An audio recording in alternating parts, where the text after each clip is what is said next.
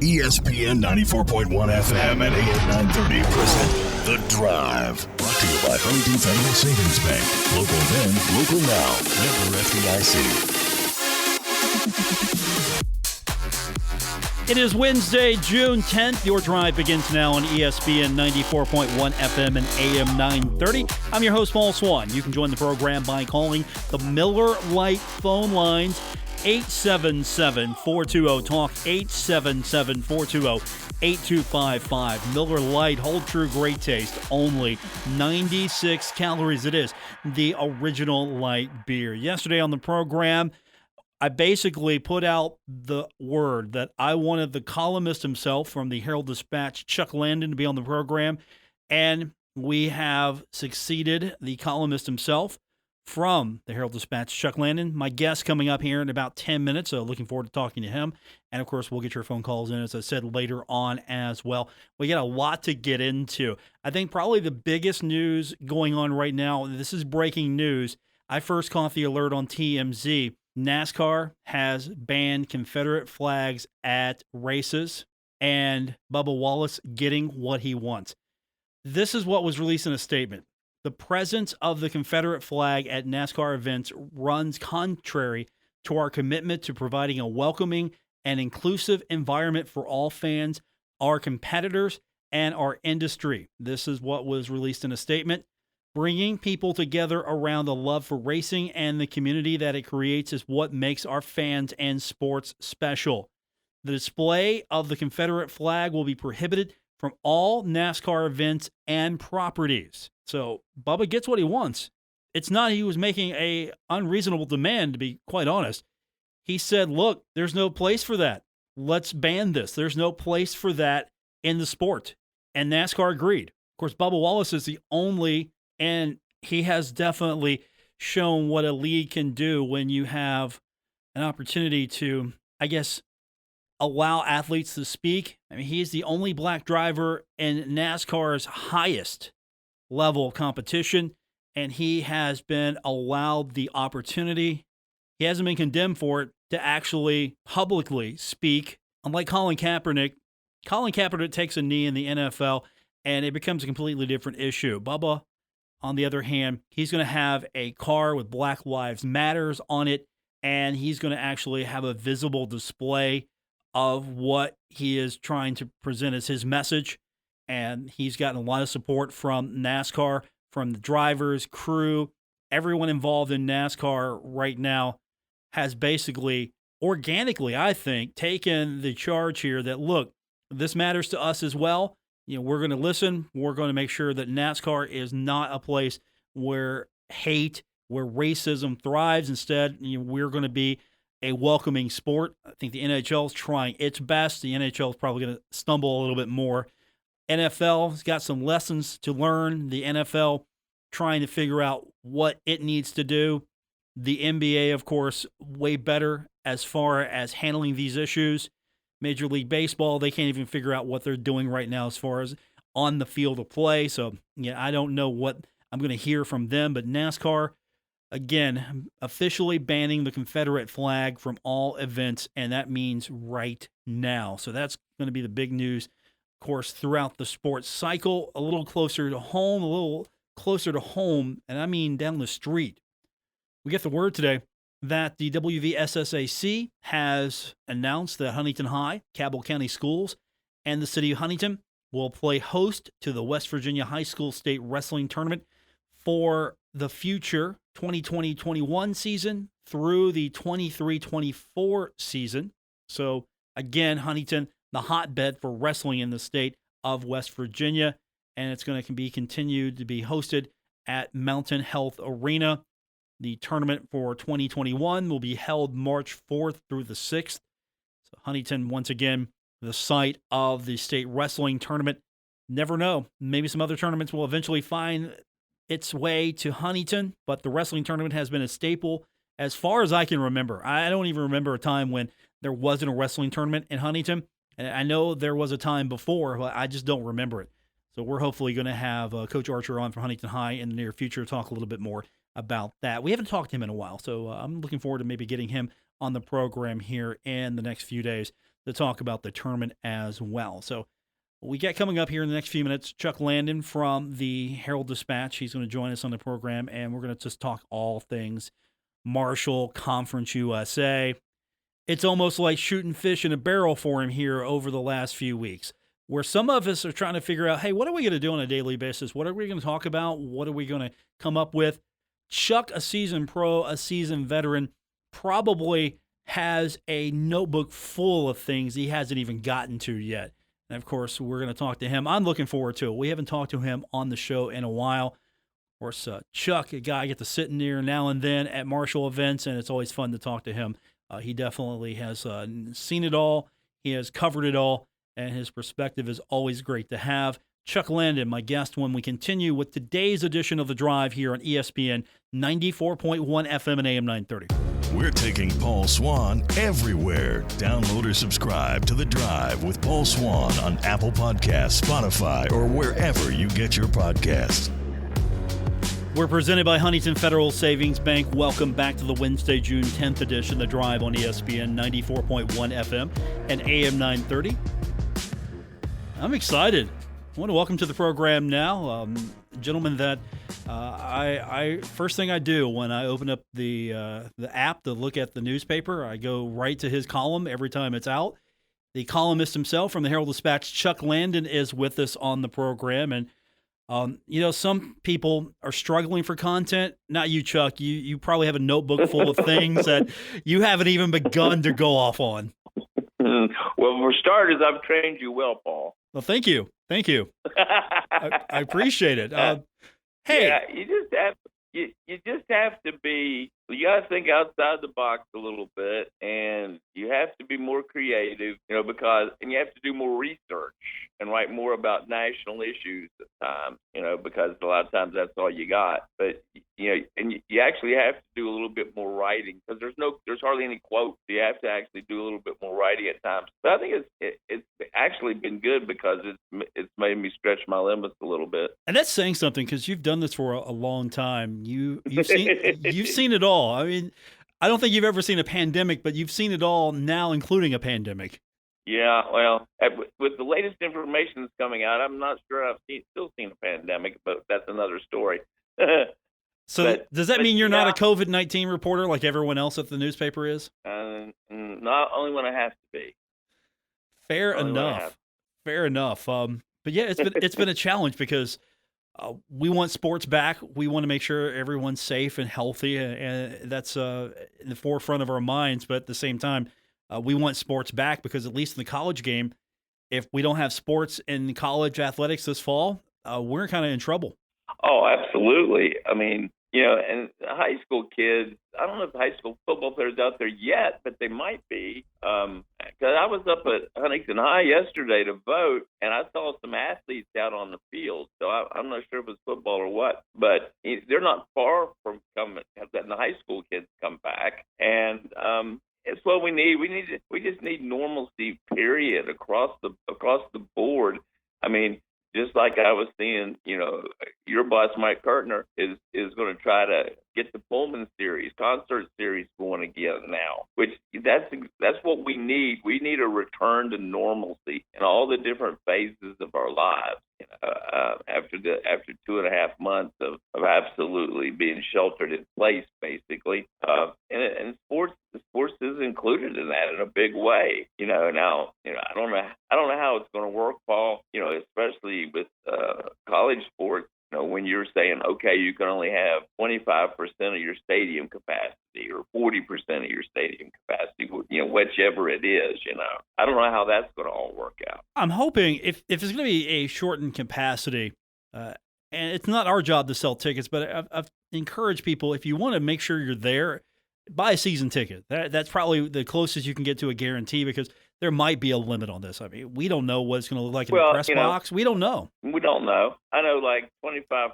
I did the math on 25% as the Joan, and it comes out about 50 people short of 10,000. Okay, and the seating is going to go to the season ticket holders. They're going to get the priority. Now, there's been talk. Mike Hamrick, Marshall's athletic director, talks about maybe being 15 to 19,000. If you go to 19,000, you're almost at 50% And Ohio State has talked about either 20% or maybe up to 50%. Well, 50% in Buckeye Stadium is still a little less than 100,000. I mean, it's still a little less than 50,000 because their capacity is like 102,000. So it's still going to be, even 50% is going to be half empty. That's just the way it is. So I don't know. It's really hard to judge. Just like what would it do with us in the press box? What do they do with Mike Kirtner in his box that he's got? I mean, everything is different now. Everything's changed. I mean, you can't put food out and have people come up and help themselves anymore. They've got to be served like cafeteria style, and it's just changed the dynamics in so many different ways. Like imagine how we crowd on the elevators to go up in the press box. Yeah. No, that's not going to be allowed anymore. I mean, there's all these different parameters that we've never dealt with ever. Chuck Landon is my guest from the Herald-Dispatch, HD Media, and one thing that you've been covering consistently is the changing or the reaction or the overreaction, maybe in your mind, of what these leagues are doing, what schools are doing, and of course, Conference USA has not been they've definitely been giving you gifts to deal with if you read your columns. That was a nice way of putting that, Paul. Yeah, thank you. Glad you agree. Yeah, I read that and I'm going, oh, thanks. Now I've got something to write about. Thank you. Yeah, they have. And they haven't released all their stuff yet. I don't know why they're sitting on it, but they are. Like their meetings ended Monday, but they're still not letting it out there. And the Virginian Paladin in Norfolk, Virginia, has written a story on it that I quoted. And because he's getting straight stuff because Old Dominion's athletic director is Wood Seelig, who was the chairman of this future planning committee that they put together to enact changes in Conference USA. And like one of the ones he put in was if the school president's okay, which I'm sure they will, is you don't take fans to a visiting league game. Well, that's fair. That's a fair economic move to save money. I get that. That's very fair. But along the same line, what I also think is fair is the rule that the Mid-American Conference has put in. I think Conference USA needs to put it in as well. Is you don't take your team and keep them in a hotel the night before a home game. That's absurd. I've been a fan of discontinuing that. I will agree that if you're talking about trying to save money, if this is just pure economics, that's one place you can start. Just for a pure economic standpoint. And that's what we're talking about. We're talking about ways to save money. And that just jumps out as a good way to save money because they're going up to Charleston, staying in a hotel, taking three buses up, 3 buses back, staying in a hotel on Friday night, with that traveling party. And that's just expense that, hey, they never did that when Bobby Pruitt was coaching and win championships. So, so it's more of a recent thing. It's a thrill, but it's not necessary. That's when you're in a situation like this and you need to save money, you start cutting the frills. That's the first things to go. One thing, Conference. Go ahead. Go ahead. One thing I would have you weigh in on Conference USA making women's beach volleyball a league sport. I talked to Mitch Jacobs about this years ago, so I might have a little info on this. Maybe we talked about this on the program. He said it'd be easy to do. If you had the surface you need, it would be easier to do than you think, because some of the student athletes could participate in both volleyball and beach volleyball, so it wouldn't necessarily just be exclusive. So it could be easier to pull off. I don't think it's necessarily hard to pull off. You still got to have a place to put it. Which, off the top of my head, I don't know where that place is. Are you not comfortable with the sandy shores of the Ohio River? No. You mean the muddy shores of the? Yeah. Okay. So so location's an issue here, but we could have a sand pit at the Henderson Center. Come on, Gullickson, we got a place for that. I just don't know of any land around campus where you could put this in. And I mean, the land's the concern. It's not that expensive to put in beach volleyball by any stretch of the imagination. And you're right about the athletes. I'd say probably 100% of the volleyball athletes would be crossover athletes, but you still have to pay coaches and maybe be crossover coaches. But still, if they're coaching two sports and playing sports, you're going to have to give them more aid. You're going to have to give the coaches more pay. So it's still money. And now you're adding the additional burden of travel expenses for a new sport, which that's kind of what boggles my mind that they're adding this in there, because that's been the thing they've been harping on the most, is cutting down on travel. Well, adding a new sport doesn't cut down on travel. It just makes it worse. Unless we have a volleyball, beach volleyball doubleheader, same teams. That'd be the only way. And that's fine. I'm sure they'd have lots of spectators. But here's the other problem. Yes, sir. Did you see when the season runs, Paul? No, I actually no. You've got me there. When? Yeah, I'm not that familiar with it. March, April, May. Okay. That's when the season runs. You know how chilly it is in March? It's not warm. And how rainy it is in April and May? I mean, yeah, it's if you're looking at Huntington weather, yeah, that's not a Huntington weather sport during that time. No.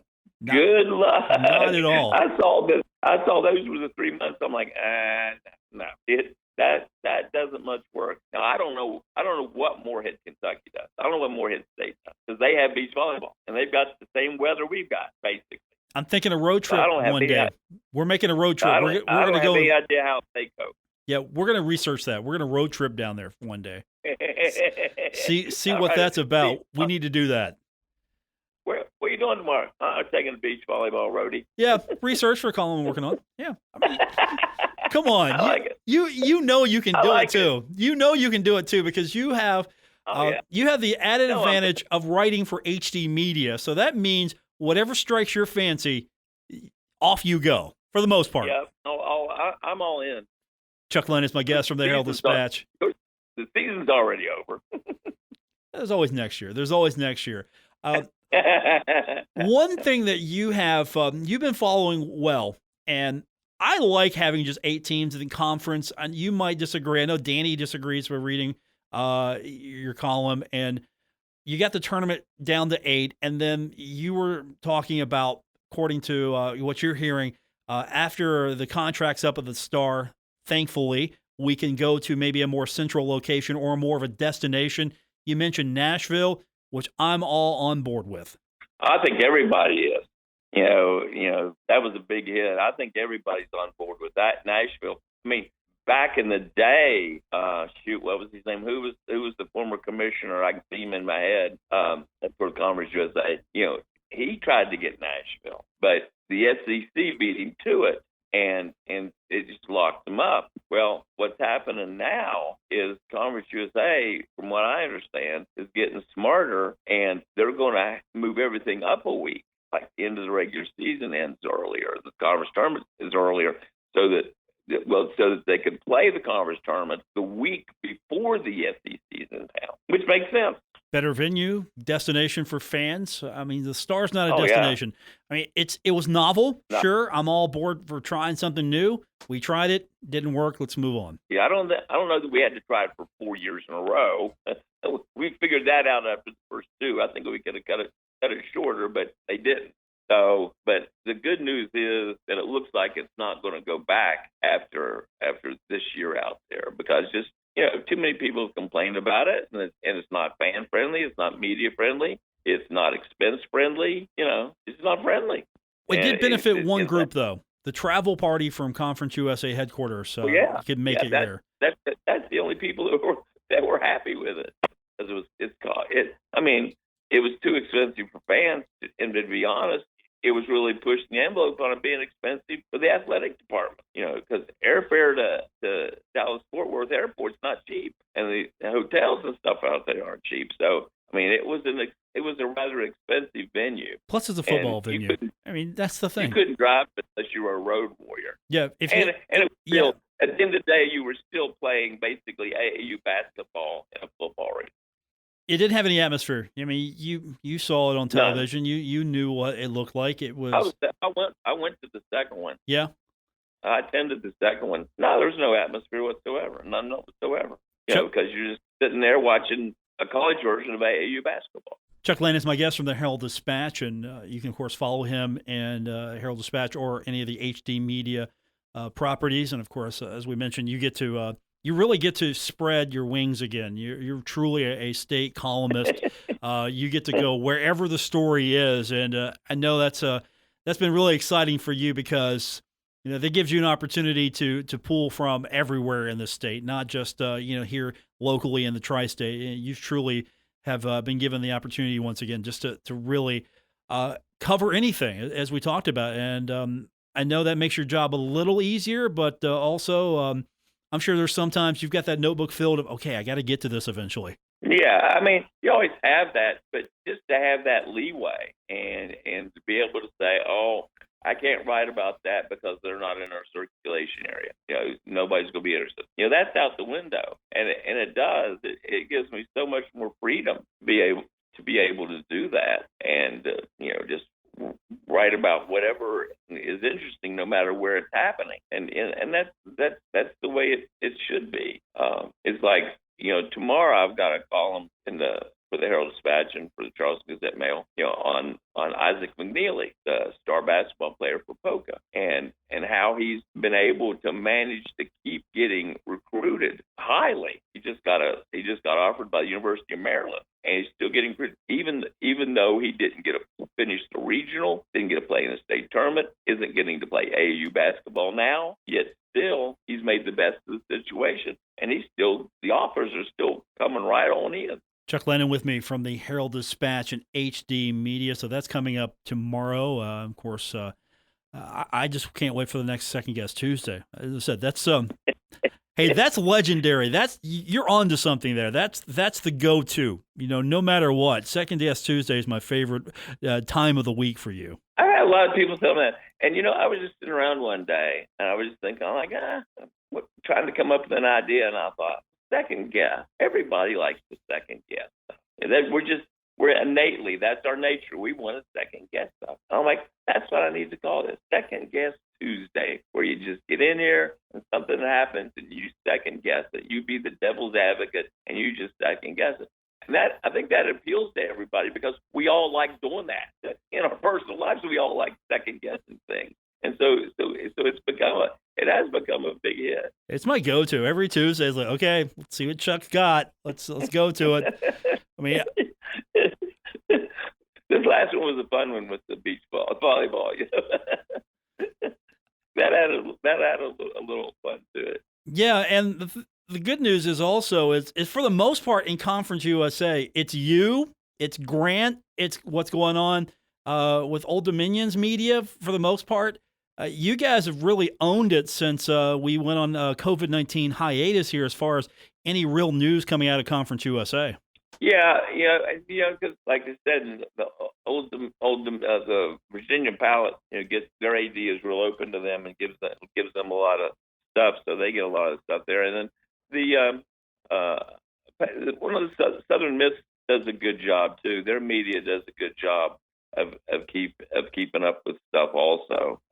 They have a good columnist and good beat writer, down there. And those are the ones, the ones you mentioned, and I would add the Southern Miss media to that list too. I haven't seen anything like out of the Florida media at all. La Tech hardly has any media, to be honest, because where they are. So there's not too much media that just covers Conference USA a lot, other than say Old Dominion and Huntington and Southern Miss. Chuck, I thought all these schools in these large media markets was going to improve the footprint of Conference USA. All these huge media markets. I thought that was the case here.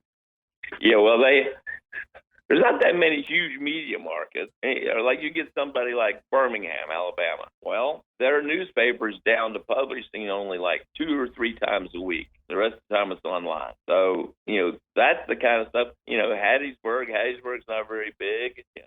We don't have these great big, Charlotte is, but that's an NFL city. So the 49ers are way down the totem pole when it comes to getting coverage in Charlotte. That's just the way it is, So there's no big city that really gives where they're the star attraction, UTEP, but it's not much often we see any news coming out of UTEP or San Antonio because it's an NBA city. Yeah, and something else to keep in mind, it's and I definitely commend you and Grant for what you're doing, because unlike some of these other institutions, I mean, you're not really hearing too much come out of Marshall. It isn't where some universities, athletic directors or coaches just like to hear themselves speak. usually when we get something, it's newsworthy. There are probably a lot of athletic directors and coaches right now that I'm sure a lot of people would just say, "Shut up! You don't know what you're talking about," especially during these times. Well, I think there was one, and I'll criticize Marshall a little bit on this one. I think they should have had more of a social awareness with the fans and on the internet, and putting on stuff on the internet, with Doc Holliday and with Mike Hamrick and Danny D'Antoni, and all the coaches can take a turn and just, telling fans what's going on, keep them in the loop, this kind of stuff. That's the big thing. Keep them in the loop. Keep them wanting to be involved. Keep them wanting to buy season tickets. Marshall didn't do that at all. West Virginia University did a tremendous job at it. I think Neil Brown had like 5, sessions, virtual media sessions where people, fans and media alike, could type in questions and ask him, and he'd answer it on the video. He did that like 5 times. Shane Lyons did it 2 or 3 times. The athletic director W. I thought that's just smart marketing. That's keeping your fans involved. And I think Marshall dropped the ball on that a little bit. They could have done a little bit better job of keeping the fans involved. Do you think part of that, though, is maybe the personality of the coaches themselves compared to other coaches? I mean, sure. Yeah, I don't know if sure. I don't know if Danny's a personable guy, but is he really a social media guy? Oh yeah, he would be. Yeah, it does. When I'm talking about doing the Zoom and this kind of stuff, the way that they were, the athletic directors doing meetings. Conference USA did their summer meeting over the internet. Well, you could do the same thing with the fans. It's not that difficult, and most of your coaches wouldn't mind coming up there and just talking about their program and what's going on now and what their hopes are. I just believe you need to keep the fans involved as much as you possibly can, because the old thing, if they can't go this season, because there's not going to be any tailgating, so if they don't go this season and they stay at home and they just watch it and stream it on their own television and they drink their own beer and they eat their own tailgate food and they leave the car parked in their own driveway and they start realizing how much money they're saving by doing it, that's the risk you're taking. They might not come back because they found out it's much easier and it's much less expensive to stay at home and watch it. You don't want to give them that out, because if you do, you may never get them back. Chuck Landon joining us from the Herald-Dispatch. His latest work comes up tomorrow in the newspaper, and of course, follow him on the weekend and definitely on Second Guest Tuesday. I hope to see you sooner than later, sir. I hope we get past this. Yeah. Me too. I don't know when it's going to be. Maybe we can get a press conference eventually with Doc. We'll have to all social distance, wear masks or something. You'd be sitting down at the radio station. I'd be sitting at home. Graham be sitting in the HD. We'd be doing it virtually. That's what would happen. I'm down with that. We could all have this Zoom conference call, or it would be fun. I would love to do it. We need to do that. You're exactly right. We do. I'll push Jason Courier over at Marshall. We'll see if we can get Jason to bite on that. I'm leaving you in charge of this, Paul. Okay, I'll talk to him. You know what? I'm going to put the intern in charge, Spencer Dupuis. He's in charge of organizing this. There you go. See, now that's a great move. That's called leadership. I'm learning from you every day, sir. Every day. I hear you. Thank you. I appreciate you, Chuck. All right, brother. Talk to you soon. Chuck Landon from the Herald-Dispatch. Spencer Dupuis, our intern, just got put in charge of getting the Doc Holliday presser on Zoom. We'll let you know how well he fares on that. And, of course, it is going to be for a grade. The Drive continues on ESPN 94.1 FM and AM 930. The Drive with Paul Swann. Marshall Athletic Director Mike Hamrick. He knows. Paul's the best. On ESPN 94.1 FM and AM 930. We're presented by Huntington Federal Savings Bank. I'm Paul Swann. Thanks for tuning in for today's edition of The Drive here on ESPN 94.1 FM and AM 930. Resetting our biggest story today, NASCAR releasing a statement. It reads, the presence of the Confederate flag at NASCAR events runs contrary to our commitment to providing a welcoming and inclusive environment for all fans, our competitors, and our industry, bringing people together around a love for racing and the community that it creates is what makes our fans and sport special. The display of the Confederate flag will be prohibited from all NASCAR events and properties. And that coming from NASCAR being very proactive in the wake of the racial unrest, upheaval, the protest, everything that has been going on in the country for at least past couple of weeks.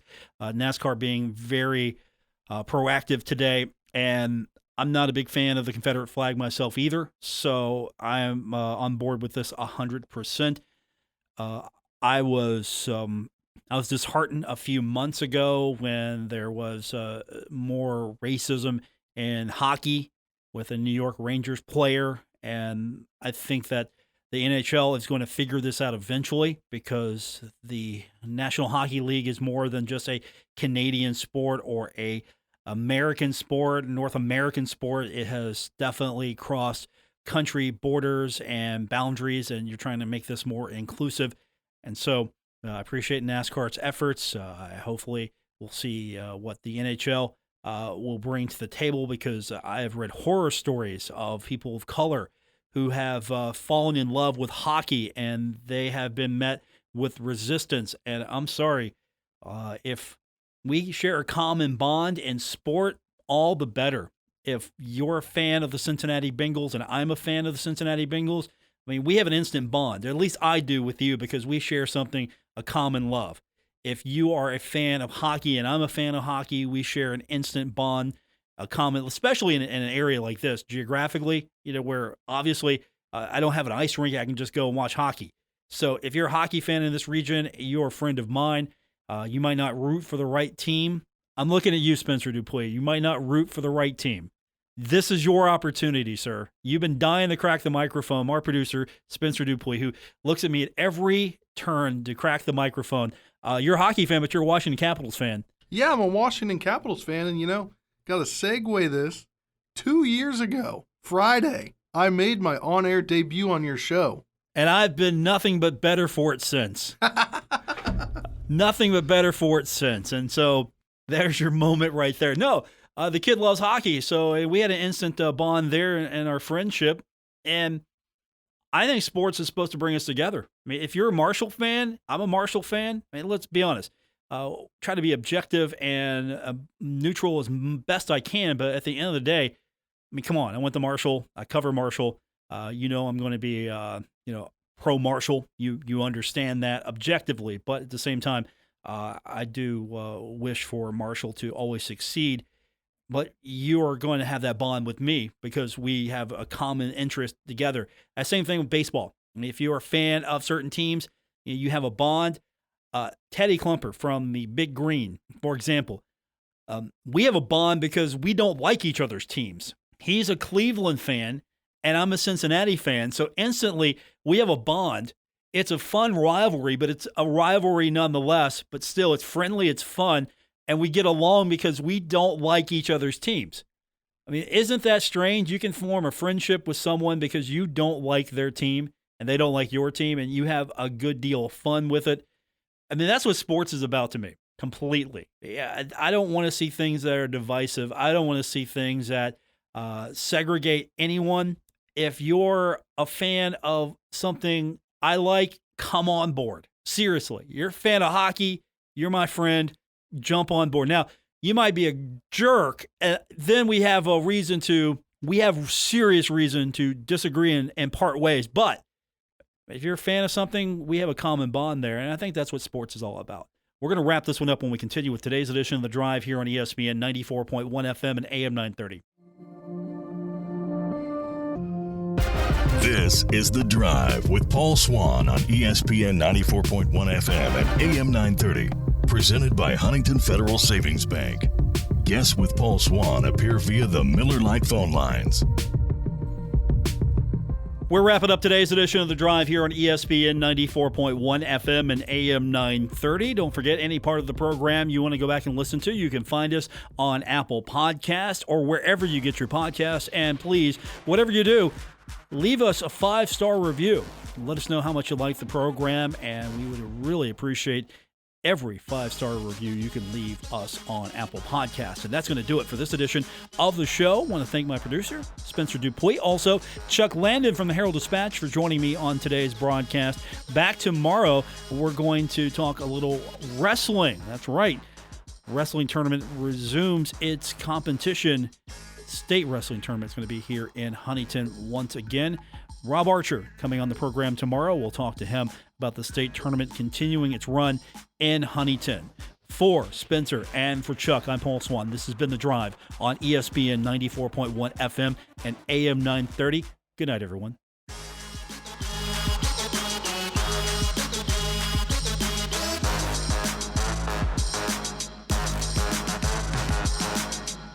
WRBC Huntington, W227BS Huntington, your flagship home of the Marshall Thundering Herd and The Drive with Paul Swann, ESPN 94.1 FM and AM 930.